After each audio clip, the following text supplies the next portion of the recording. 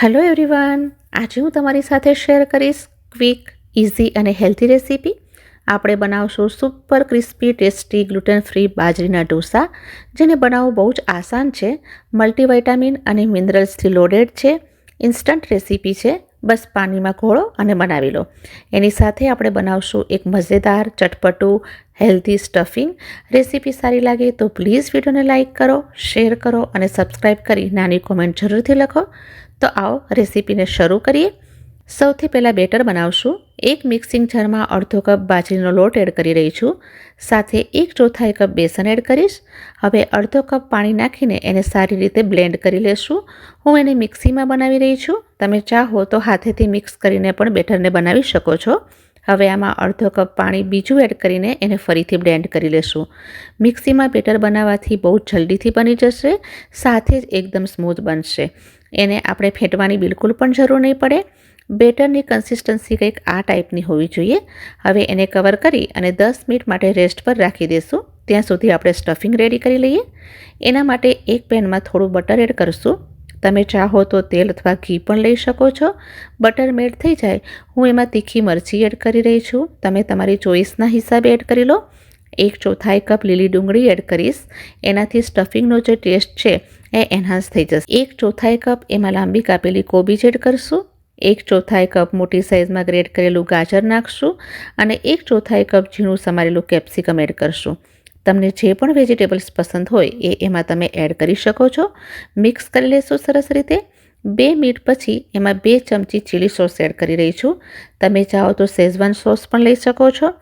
આ એડ કર્યા પછી એમાં આપણે કંઈ પણ બીજું એડ કરવાની જરૂર નહીં પડે. તમે તમારા હિસાબથી ફ્લેવર આપી શકો છો. બધા જ શાકભાજીને 1 થી 2 મિનિટ માટે સોટે કરશું. આપણે એને ઓવરકુક નથી કરવાના, હલકું ક્રંચ રહેવું જોઈએ. તો બસ 1 થી 2 મિનિટ માટે જ કૂક કરશું. અને હા, મીઠું હમણાં એડ નહીં કરીએ, કારણ કે સ્ટફિંગ હજી ગરમ છે તો મીઠાનું પાણી થઈ જશે. ઠંડુ થઈ ગયા પછી એમાં આપણે મીઠું એડ કરશું. 5 થી 10 મિનિટમાં સ્ટફિંગ ઠંડુ થઈ ગયું છે તો એમાં એડ કરી સ્વાદના અનુસાર મીઠું. તમે ચાહો તો કાળા મરીનો પાવડર પણ આ સ્ટેજ પર એડ કરી શકો છો. મિક્સ કરી લેશું સારી રીતે. તો અહીંયા આપણું મજેદાર સ્ટફિંગ રેડી છે. અને આ બાજુ બેટર પણ આપણું સેટ થઈ ગયું છે. થોડું થીક પણ થઈ ગયું છે. જરૂર લાગે તો બેટરની કન્સિસ્ટન્સીને એડજસ્ટ કરી શકો છો. પણ એક વાતનું ધ્યાન રાખવાનું છે કે બેટર વધારે પાતળું ન હોવું જોઈએ.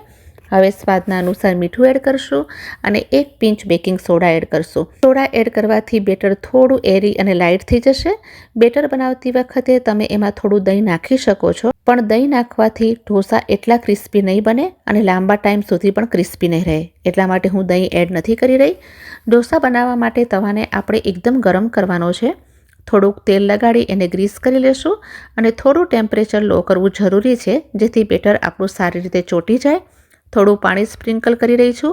સારી રીતે વાઇપ કરી લેશું અને 2 મોટા લેડર ભરીને ઢોસાનું બેટર નાખી હલકે હાથેથી સર્ક્યુલર મોશનમાં ફેરવતા જશું અને ઢોસા બનાવવાના છે.